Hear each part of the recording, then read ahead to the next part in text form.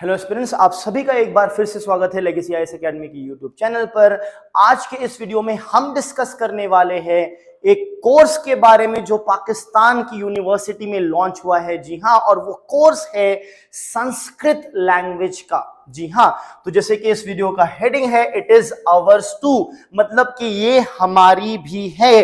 हम किसकी बात कर रहे हैं? हम बात कर रहे हैं यहाँ पे संस्कृत लैंग्वेज की। और संस्कृत लैंग्वेज का जो है कोर्स जो है वो लाहौर की यूनिवर्सिटी ने अपनी यूनिवर्सिटी में बेसिकली चालू कर दिया है।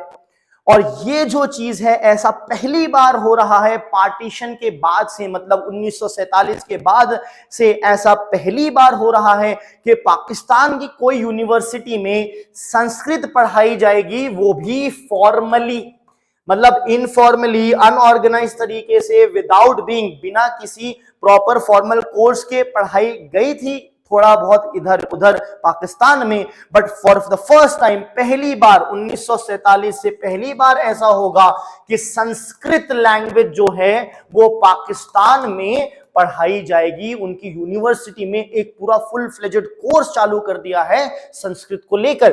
तो आइए समझते हैं कि किसने ये मुहिम या इनिशिएटिव स्टार्ट किया, ये कौन सी यूनिवर्सिटी है, इसका क्या इंपैक्ट या सिंबलिज्म है, राइट, और एक लैंग्वेज का क्या महत्व होता है, और इससे क्या भारत और पाकिस्तान के रिश्तों में थोड़ा भी सुधार आ सकता है या नहीं।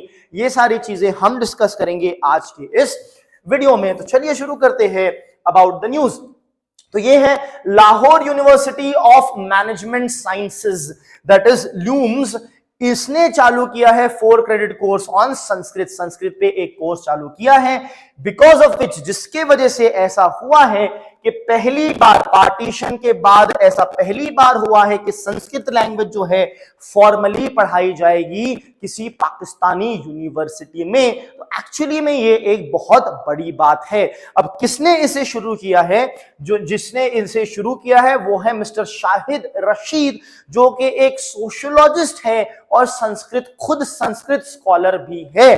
मतलब इन्होंने भी कहीं ना कहीं संस्कृत तो पढ़ी ही होगी, राइट, भले ही वो फॉर्मली ना पढ़ी हो, बट पढ़ी तो है, मतलब पढ़ाई जाती है, पढ़ी भी जाती है, बट फॉर्मली पहली बार पाकिस्तान में स्टार्ट की जा रही है। इतना ही नहीं, जो लूम्स है, लाहौर की यूनिवर्सिटी है, वो प्लान कर रही है कि आगे चल के वो कोर्स ऑन महाभारत और भगवत गीता भी स्टार्ट करेंगे, जो कि एक्चुअली में एक बहुत अच्छी, बहुत सिग्निफिकेंट और बहुत अच्छी बात है। क्योंकि जब आप पढ़ोगे काव्य जैसे कि महाभारत या फिर बुक जैसे कि भगवत गीता, ये आपको बहुत अच्छी शिक्षा देती है।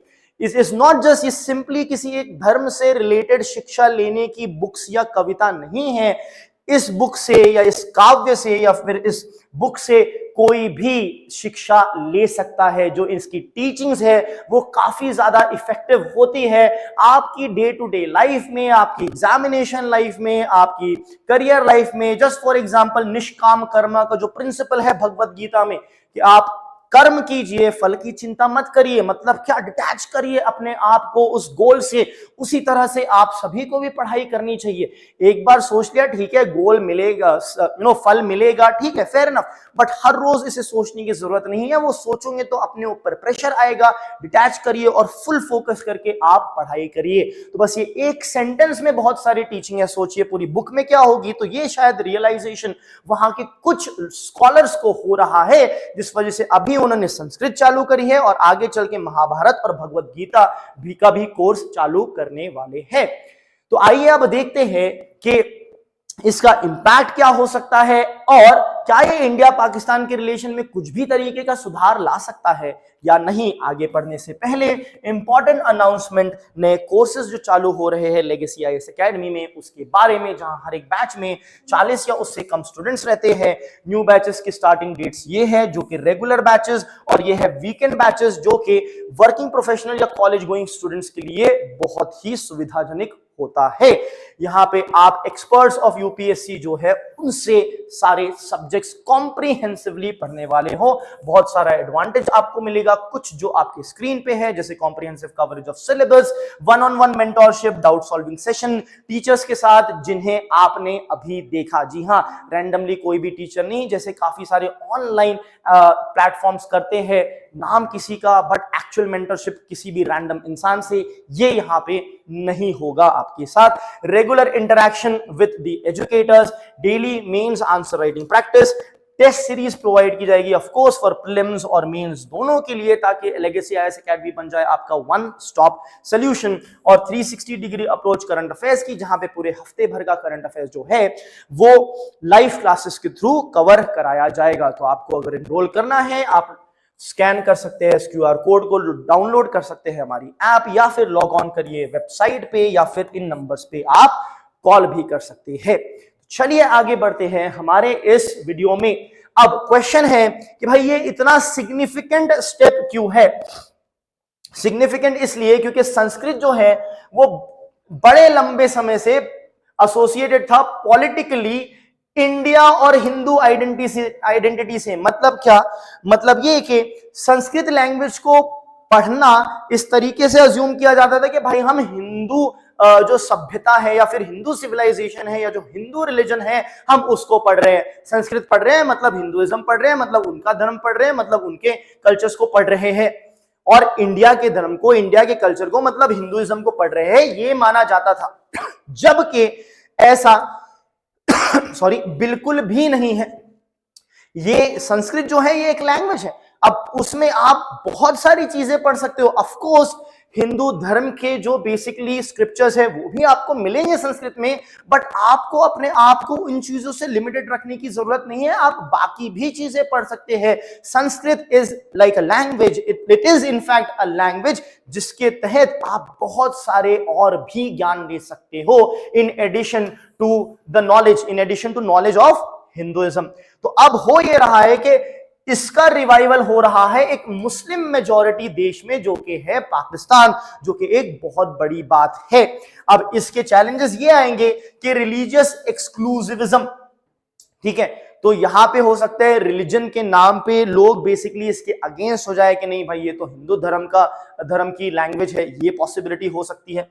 नेशनलिस्ट कल्चरल नैरेटिव्स, अब नेशनल वहां के पाकिस्तान जो है उसे कोई और लैंग्वेज से कनेक्ट किया जाता है, समझ लीजिए उर्दू से, तो यहाँ पे अगर आप संस्कृत सिखा रहे हो तो ऐसा हो जाएगा कि तो एंटी पाकिस्तान हो गया। ये सारे चैलेंजेस आ सकते हैं वहां पे, ठीक है, बट ये ऐसा किया जा रहा है तो it shows the shared South Asian civilisation heritage. Basically पहले क्या था? Akhand Bharat, the Indian subcontinent, जिसमें पाकिस्तान भी जो है अखंड भारत का एक हिस्सा है, एक इंडियन सब कॉन्टिनेंट का ही पार्ट है। तो ये बताता है शेयर्ड सिविलाइजेशनल हेरिटेज, जो इंडिया, पाकिस्तान, बांग्लादेश और ये पूरे रीजन्स को बना के हमारी जो शेयर्ड सभ्यता है उसको दर्शाता है। अब यहां पे मिस्टर राशिद का क्या रोल है? अब देखिए ये भी एक इंजीनियर है, तो प्रोबेबली वहां पे भी ऐसा चलता है पाकिस्तान में भी कि भाई इंजीनियर हो बट फिर उसके बाद क्या कर रहे हो? इंजीनियरिंग को छोड़ के बाकी सब कर रहे हो। तो इन्होंने भी ऐसे ही किया, इंजीनियर थे बट सोशियोलॉजी के प्रोफेसर बन गए। और इनका एंसेस्टेरियल लिंक है हरियाणा और उत्तर प्रदेश से लिंक है। तो ऑफ कोर्स बिकॉज हुआ ये था पार्टीशन के वक्त बहुत सारे लोग वहां से यहां मूव हुए, यहां से वहां मूव हुए, तो यहां पे एक लिंक आपको देखने मिलता है। ये सेल्फ टॉट संस्कृत लर्नर है, जिसका मैंने कहा फॉर्मली भले ही नहीं पढ़े होंगे बट इनफॉर्मली पढ़े हैं, खुद से इन्होंने पढ़ा है, कोई लोकल टीचर या इंस्टीट्यूशन नहीं, ऑनलाइन ग्लोबल स्कॉलर्स के तहत इन्होंने संस्कृत पढ़ी है। अब इनकी जो सोच है संस्कृत के ऊपर ये काफी सराहने वाली है कि ये कहते हैं कि जो संस्कृत है ये एक सिविलाइजेशनल लैंग्वेज है, ये कोई एक धर्म से जुड़ी हुई भाषा नहीं है। तो इसको सिर्फ एक धर्म से जोड़ना सही नहीं होगा, ये तो एक सिविलाइजेशनल लैंग्वेज है, मतलब एक पूरी सभ्यता की ये लैंग्वेज है जो कि है संस्कृत, वो ये कहते हैं। अब एकेडमिक इकोसिस्टम ल्यूम्स का क्या है? ल्यूम्स में ऑलरेडी पंजाबी, सिंधी, पश्तो, बलोची, अरेबिक और पर्शियन पढ़ाई जाती है।